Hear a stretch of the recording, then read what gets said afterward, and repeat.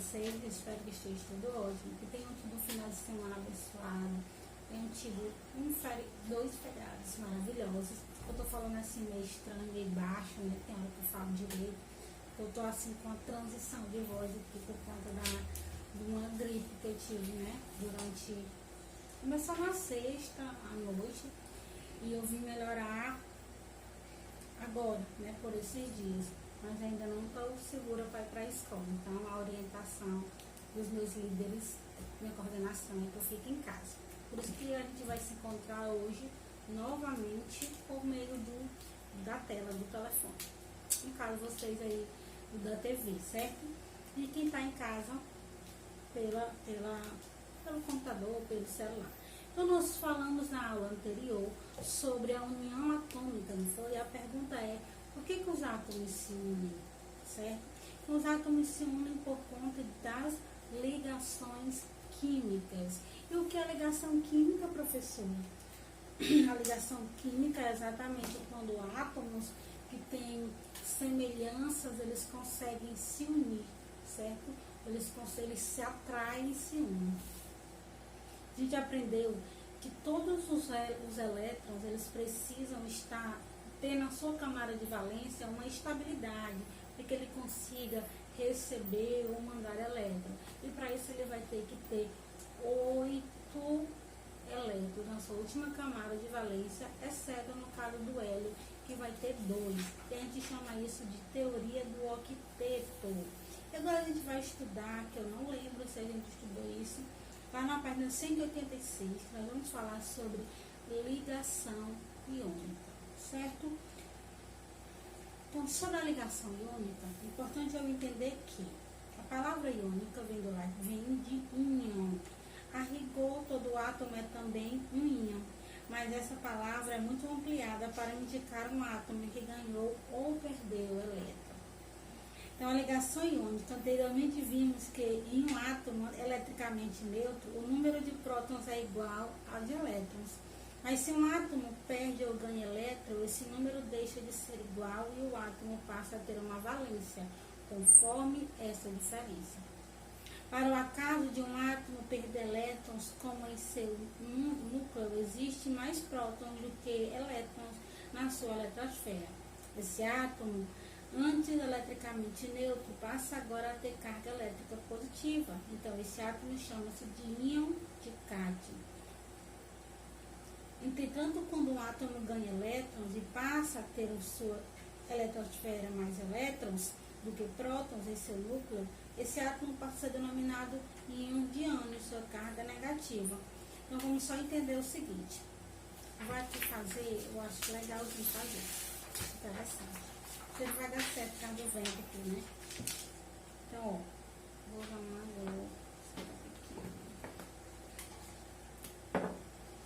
Então, isso é o seguinte. Vou botar o cloreto.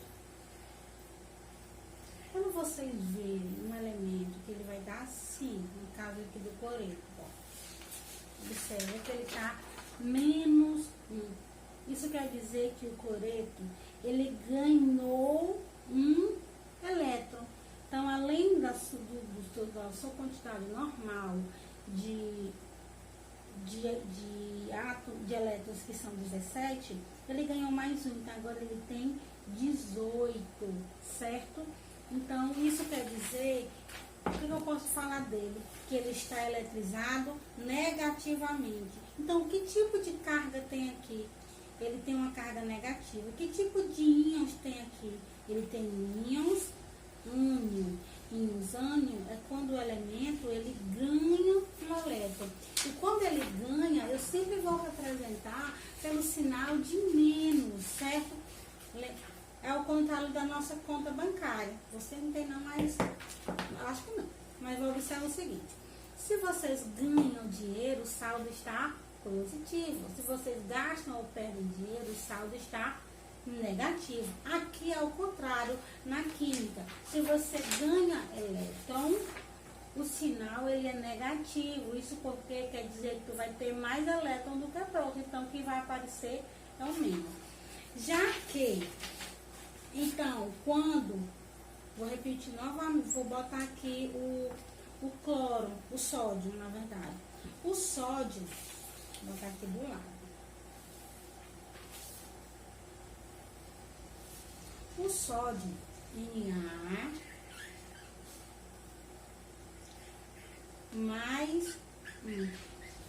O sódio, ele tem 11 elétrons, certo? Aqui o Na, o sódio. Ele tem 11 elétrons. E aqui ele tem um mais 1. O que isso quer dizer, professora? Isso quer dizer que ele perdeu um elétron. Então, ele perdeu, ele doou aqui para o cloro. Então, o cloro ganhou um elétron e o sódio... desculpa. O cloro ganhou um elétron e o sódio perdeu um elétron. Como ele perdeu um elétron, ele ficou com mais prótons. Por isso que o sinal que aparece aqui, ó, é o sinal de mais. Então, eu digo que o cloro ficou carregado negativamente, enquanto o sódio ficou carregado positivamente. Por isso que lá no cloro tem um sinal de menos e aqui no sódio tem um sinal de mais. Então, que tipo de íons esse cloro aqui, esse sódio recebeu? Ele recebeu o íons de cátion. Então, eu classifico ele como íons de cátion. O que quer dizer um íon de cátion, professora? Quer dizer que ele tem carga positiva. Se esse aqui é íon de ânion, quer dizer que ele tem carga o quê? Negativa. Muito bem. Então, íons são essas partículas de elétrons que elas podem se locomover, que elas podem ser movidas. Isso é os íons, tá? Íons são partículas elétricas que podem se mover de um corpo para outro, de um elemento para outro. Então, você pode observar isso na física, em várias outras situações, né? Quando vocês vão atritar uma coisa aqui no braço de vocês observam que um vai ficar mais, a temperatura daqui passa para cá e vice-versa, ele vai conseguir absorver algumas partículas pequenas, isso porque foi trocado íons entre eles, ok? Então, íons são elétrons livres que podem ser trocados, que podem ser captados, ok?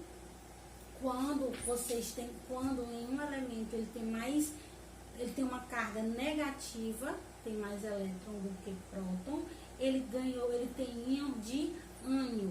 Quando em um elemento ele tem carga positiva, mais próton do que elétron, ele tem íons de cátion. Observe o seguinte, sempre quando eu tenho esse aqui, quer dizer que foi esse que doou para esse, viu? Quer dizer que aquele que tem carga negativa é porque ele perdeu elétron, ele não ganhou próton, ele perdeu elétron. Porque próton é um negócio assim praticamente intacto, que não tem como mexer, está lá no núcleo, está difícil de mexer. Já os elétrons não, eles estão na eletrosfera, eles são mais fáceis de ser movidos. Por isso que sempre eu digo que esse ganha, o que está em sinal negativo ganhou, o que está em sinal positivo perdeu, ok? Então vamos lá. Continuar. Então, perdeu o elétron é um íon cátion e tem carga, e tem carga positiva. Ganhou elétrons é íons de ânion e tem carga negativa. Vejamos o caso do sódio e do cloro, que é isso aqui que eu falei para vocês já. O sódio está na família 1, logo ele tem um elétron na última camada. Para que ele adquira configuração de gás nobre, basta que perca elétron, então ele vai ter que perder um elétron, né? Então, juntando aqui o sódio com o cloro, perdeu na hora. Então, aqui na página 187, acompanha comigo, eu tenho o sódio no estado fundamental, certo? O seu estado normal, sem alteração, tá lá neutro, a carga tá neutra, ok? Quer dizer que ele tem a mesma quantidade de próton e a mesma quantidade de neutro. Ou mesma quantidade de próton, mesma quantidade de elétron. Então, aqui no sódio, ele tem na camada K 2, na camada L 8 e na camada M ele tem 1. E agora, para que haja uma eletrização, né, para que haja uma configuração, na verdade, esse 1 ele vai ter que sumir. Ele vai ter que sumir porque ele só vai estar configurado quando ele estiver na sua última camada 8, não é isso? Então, esse 1 vai ter que desaparecer. O que ele vai fazer? Ele vai ter que doar esse 1 para alguém. Foi isso que ele fez, não foi? Ele pegou o elétron que estava aqui e ele mandou para cá para o cloro, ele doou. Então, quando ele doa, o íon de cátio do sódio tem carga positiva mais um e ele é monovalente. Isso quer dizer que ele doou, né? Ele vai doar esse cátio dele, ele vai doar esse íon dele positivo. E aí, quando ele doa, ele vai ficar com mais um, quer dizer que ele tem mais próton do que elétron, certo? Então, observa aí que agora, depois dessa doação, ele ficou na camada K com 2 e na camada L com 8. O 1 foi para onde? Lá para o cloro. Então, a configuração eletrônica do gás neônio, né, que é 10, no caso aqui, eu acho que era para ser sódio, acho que ele confundiu na hora de escrever isso aqui. Então, ele ficou com a configuração do neônio, na verdade, é isso que ele quer dizer, tá? Desculpa. Porque lembra que a gente conversou sobre isso na última aula, que para que eles consigam ter uma configuração perfeita, eles têm que se assemelhar aos gases nobres. O sódio, ele tinha 11 átomos, mas para que ele consiga ter uma configuração perfeita, ele vai ter que se assemelhar, se aproximar de um gás nobre, que no caso aqui ele ficou próximo do neônio, certo? Com 10 átomos. E o outro foi para quem? O cloro. Então vamos ver o cloro no seu estado fundamental. Ele tem 17 átomos, 2 na camada K, 8 na camada L e 7 na camada M. Eu não posso doar esses 7 para ninguém, né? Até porque eu estou em contato ali do cloro com sódio, o sódio já mandou pro cloro, o cloro não manda pro sódio, porque ele nem precisa, ele está dando o que ele tem. Então, o que vai ser feito? Vamos ter que receber quem tem para dar cor para ele, né? Então, observa aí logo abaixo, no cloro, observa que na camada K tem 2 agora, na camada L tem 8, e na camada N, que tinha 7, agora tem quantos? 8. Por que tem 8, professora? Não era 7? Porque lembra que o sódio bonzinho doou um elétron para ele. Como ele doou um elétron, ele queria se livrar desse elétron para ele poder chegar na configuração show de bola. E o cloro também precisava chegar nessa configuração show de bola e precisava de um. E o sódio tinha um para dar, então muito agradável. O cloro ficou com mais um elétron e o sódio ficou com menos elétron. O sódio ficou com mais próton e o cloro ficou com mais elétron. Por isso que, observa o seguinte, tem muito elétron, sinal negativo. Tem muito próton, sinal positivo. Ok? Combinado? Então, depois do estado fundamental aí, o cloro começa a ter uma configuração do gás argônio, porque agora ele vai ter 18 átomos. Então, o íon de ânion do cloro tem carga negativa -1 e é monovalente. Mono porque só é um, viu, na camada de valência aí. Então, normalmente, quando um átomo de sódio se aproxima de um átomo de cloro, o sódio entrega um elétron para o cloro e os dois se unem, ficando com suas camadas completas. Gente, isso é muito massa mesmo. Fazer isso aqui, essa brincadeira aqui é boa demais. Então, observa que na figura 1, nós temos o átomo de sódio. O átomo de sódio, ele vai ter na primeira camada, perto do ele vai ter 2 bolinhas. Vê comigo se dá certo, 2 bolinhas azul. Tem a bolinha cinza, não tem a bola cinza? Deixa eu ver se eu consigo, não vai dar certo. Vou fazer isso aqui com você. Tem a bolinha cinza. Aqui, ó. Tem essa bolinha cinza. Tem esse azul primeiro aí, ó. Então, a bola cinza. Nesse primeiro círculo, perto da bola cinza, vou pegar outra aqui para ficar melhor. Então, vamos fazer um círculo, porque nós não somos doidos nem nada. Vamos fazer um círculo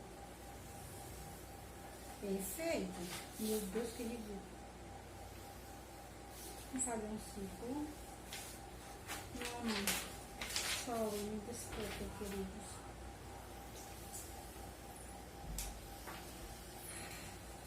E lá no centro desse círculo, nós vamos fazer um núcleo, claro, né? Nós temos um núcleo aqui no livro, está representado de cinza. Vou fazer a primeira camada dele. Na camada dele, na primeira camada perto do núcleo, que é a camada L, né? Camada K, não está mais perto do núcleo, ele vai ter 2 elétrons. Veja comigo. Ele vai ter 2 elétrons. Na segunda camada, vamos ver a segunda camada.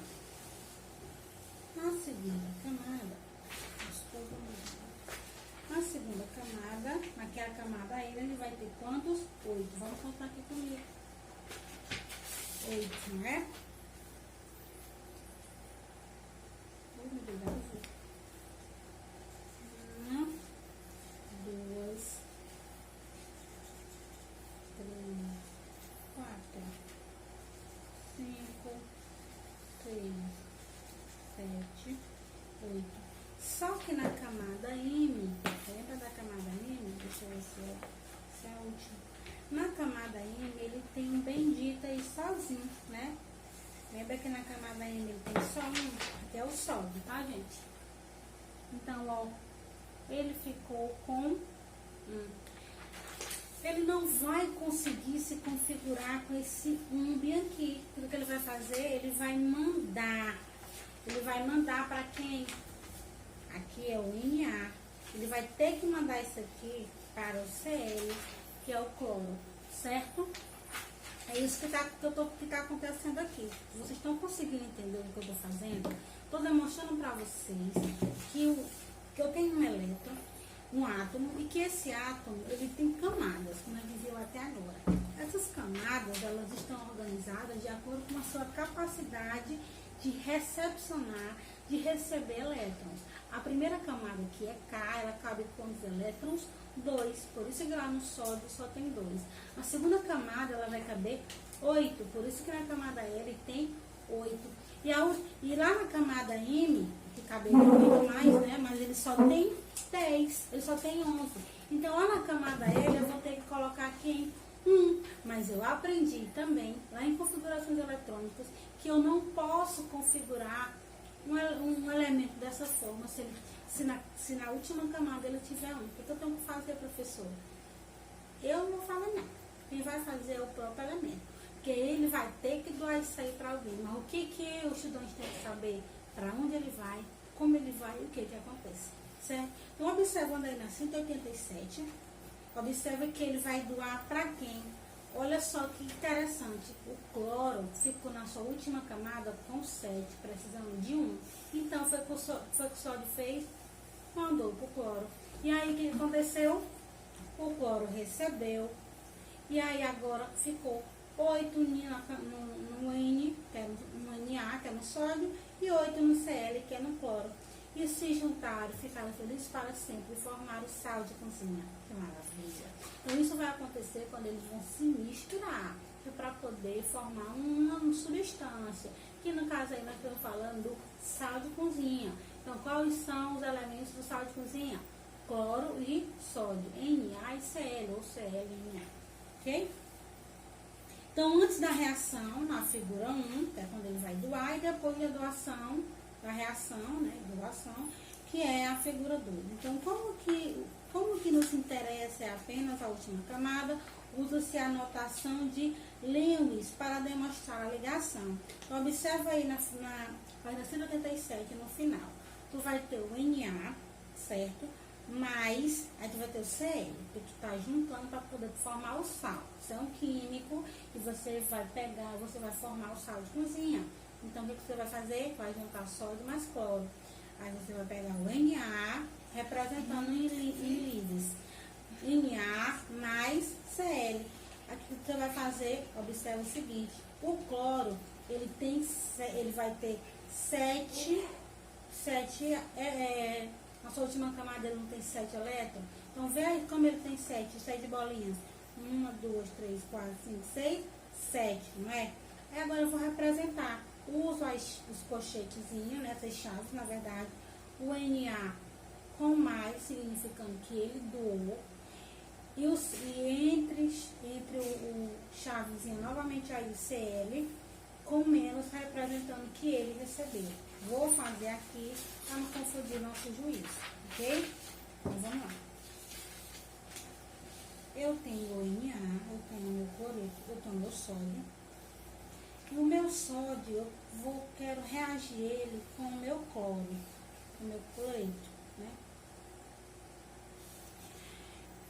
E aí, o que é que eu vou ter, professora? Eu vou ter Na mais, e vou ter Cl menos. Então não cabe menos aqui. Ó, Bispo, vou até botar de azul para você entender o que foi que a tia Maria fez. Eu tenho eu tenho dois, eu tenho dois, eu tenho dois. Cada pontinho azul do Cl representa a quantidade de elétrons que ele tem na sua última camada. Esse mais significa que ele está precisando, esse aqui está passando do ponto. Então ele está precisando doar, certo? Que no caso ele vai doar para o cloro, ok? E aqui é a notação final, notação de Lewis, que é quando eu vou representar entre chaves, com mais, porque esse aqui doou, esse aqui com menos, porque ele ganhou, ok? Gente, não é difícil, é prática, é praticar. Eu ainda gaguejo um pouquinho, porque eu tinha dado uma olhada nessas configurações de livros, ok? Nós estamos no livro, muito bem. Então, como o íon de cátio e sódio se liga ao íon de ânion e cloro, a ligação é iônica. Se eu tenho íons que vão se ligar, eu chamo de ligação iônica. Aqui demonstramos como ocorre a ligação entre dois átomos apenas. Quando essa ligação acontece envolvendo milhares de átomos que formam aglomerados iônicos. O que é um aglomerado iônico, professor? É a união de vários íons. Aqui tem uma pergunta, né? Mas quem foi Gilbert Newton Lewis, que foi o criador dessa notação? Foi um químico norte-americano que viveu em 1875, entre 1875 a 1946. Ficou conhecido por seus estudos sobre termodinâmica e radiação, mas certamente o que deu mais repercussão aos cientistas foi a elaboração de um esquema de distribuição de elétrons chamado de notação de Lewis, justamente em homenagem ao criador. O esquema foi proposto em 1916 para representar as ligações químicas. A ideia baseia-se na teoria de que certos átomos alcançam a estabilidade por meio de compartilhamento de elétrons, alcançando a estabilidade tal qual um gás nobre, ou seja, com 8 elétrons na última camada. As ligações iônicas podem ser representadas através de uma fórmula mínima. Indica a proporção mínima de um cátions e ânions necessário para que a molécula fique com carga total nula. As valências dos elementos que formam o agregado iônico tornam-se índices dos elementos de carga contrária. E o símbolo do cátion é colocado na frente do símbolo do ânion. Lembra que quando eu falei para vocês, que tipo de íons ele recebeu? Cátion, positivo, recebeu íons, ânion, negativo, certo? Então, esse íon ele vai estar representado através de sinal. Cátion é o mais de positivo e ânion é o menos de negativo, ok? Então, nesse caso aqui, ó, Mg mais 2, isso quer dizer que ele ganhou que tipo de íons? Se você respondeu cátion, você acertou. Ele ganhou quantos elétrons? 2 elétrons? Não, gente, ele perdeu, ele doou elétron para o outro. Então, se tem 2 mais, quer dizer que ele doou elétron para o seu companheiro aí do lado na hora da reação, que no caso também é o cloro. E aí o cloro, ele tem aqui 1 menos. Isso quer dizer que ele precisava, o Mg aqui, ele precisava doar 2, mas no entanto, o cloro só cabia 1. Porque também se botar lá no cloro mais 1, ele vai ficar com 9 na última camada de valência e também ele não vai configurar. E aí no caso eu tenho aqui, eu tenho Mg, Cl2. Então, ao invés, eu sempre quero usar essa palavra dele. Ao invés de colocar como as chavezinhas lá, né, foi que ele colocou, que ele só uniu as duas siglas, sempre lembrando que, quando eu estou falando aqui do manganês, se eu não me engano é manganês, o M maiúsculo e o Gzinho minúsculo, C de cloro maiúsculo e o L minúsculo. E o 2 que está embaixo quer dizer o quê? Que é o número de elétrons, né, que restou, que no caso é 1 da doação do cloro e 1 do manganês, ok? Então, nesse caso, o manganês é magnésio. Tem até o cloro de magnésio. Cloro de magnésio, vocês ouviram falar do cloro de magnésio, que é um remédio horrível de ruim, terrível. Então, a sua fórmula é essa bem aí, viu? Vocês já podem estar fabricando medicação e sal, né? Aprenderam hoje como é que faz sal, agora vamos aprender como é que faz cloro de magnésio e vender. Simples assim. Precisa se livrar de 2 elétrons para adquirir configuração eletrônica de gás nobre. E o cloro precisa apenas de 1 elétron para conseguir essa configuração.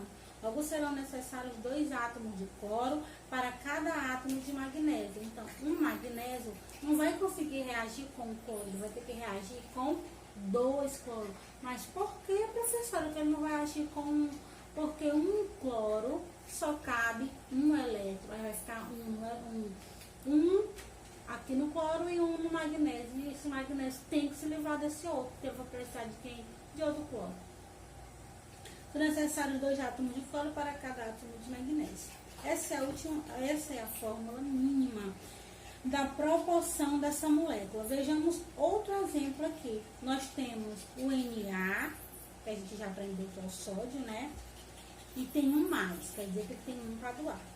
Nós temos o O2 menos oxigênio com 2 elétrons, quer dizer que ele ganhou 2 elétrons.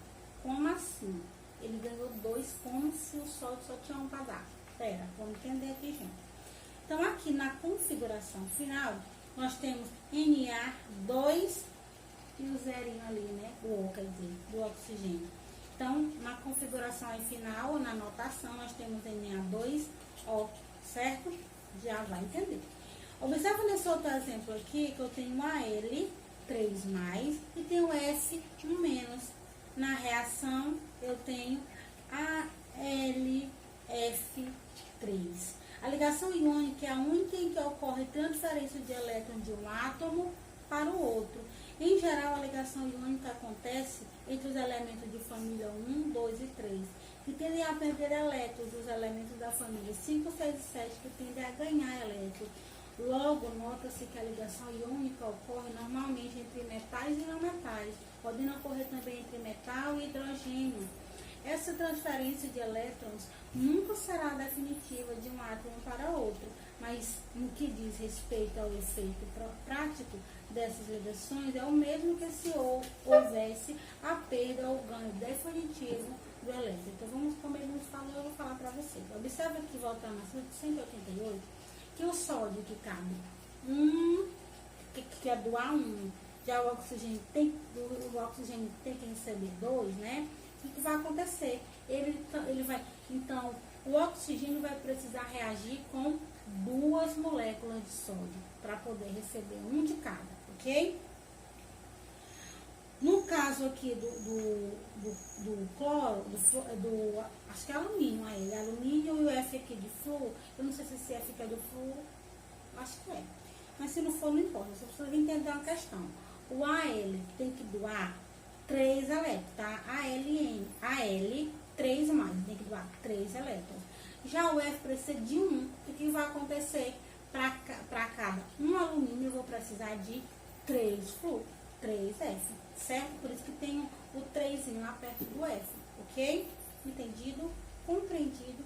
Então, é isso aí, né? Aprendemos o que é ligação iônica, que é quando tem essa doação de íons. Agora a gente vai estudar as ligações covalentes, que são aquelas que vão ter troca, elas vão compartilhar, na verdade, vai ter compartilhamento, certo? Essa que é muito interessante. Você sabia? Quando um átomo perde um elétron, transformando-se num cátion, este será chamado de cátion monovalente. Entretanto, há átomos que perdem 2 elétrons. Estes, por sua vez, serão conhecidos como cátion bivalente. E os que perdem 3 elétrons são os cátion trivalentes. O mesmo padrão de nomenclatura servirá para ânions. Há átomos que recebem um elétron, transformando-se em ânion monovalente. Aqueles átomos que recebem 2 elétrons ficarão conhecidos como ânions bivalentes. Já os que receberem 3 elétrons serão denominados ânions trivalentes e por aí vai. Então vamos ver aqui como é essa questão da ligação covalente, que é uma ligação de compartilhamento.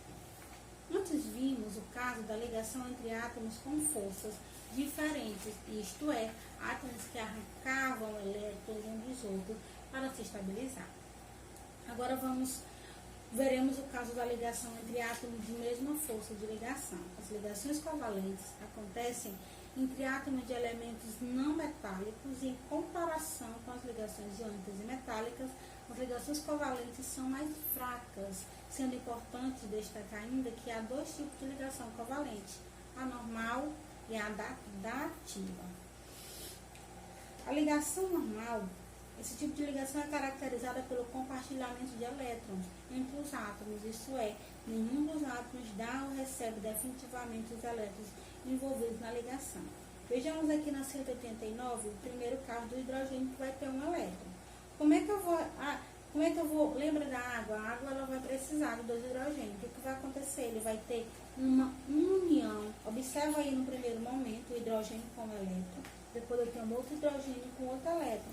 Na molécula de gás hidrogênio, que é H2, o que vai acontecer? Vai ter um compartilhamento. Tanto a primeira molécula de hidrogênio como a segunda precisa ter 2. Então, se doar, alguém vai perder, não é? Então, ele não entra no caso lá da iônica, ele vai entrar no caso da covalente, que é uma compartilhação. Eles vão compartilhar elétrons, ok?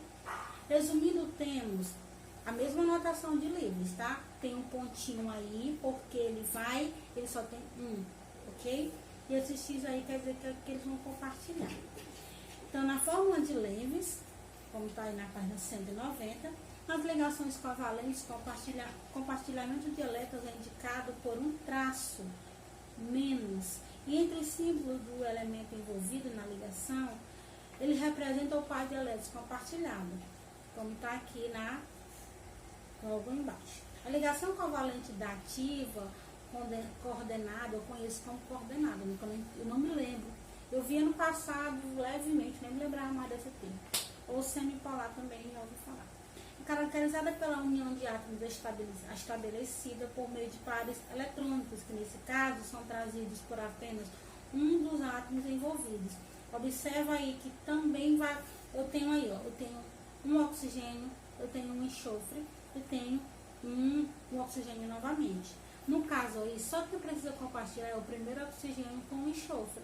O outro não precisou compartilhar nada. Então, nesse caso aí, é dativa, quando tem compartilhamento entre apenas 2, quando não envolve todos, tá?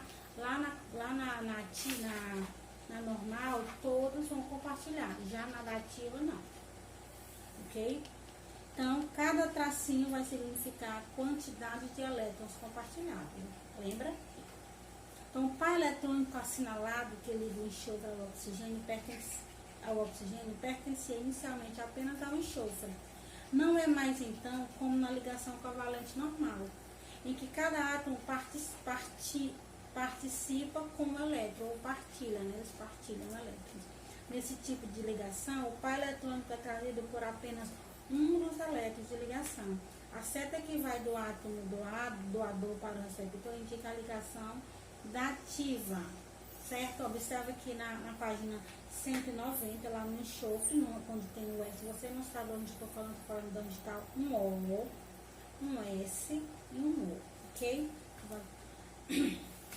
Nós temos agora a forma estrutural, que vocês vão dar uma olhada nisso aqui, porque eu não aguento mais.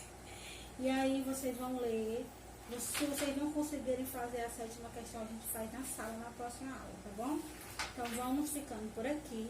Leiam fórmula estrutural e respondam agora o exercício da 191 e 92. E fique ligado aí na ligação metálica e até a próxima aula.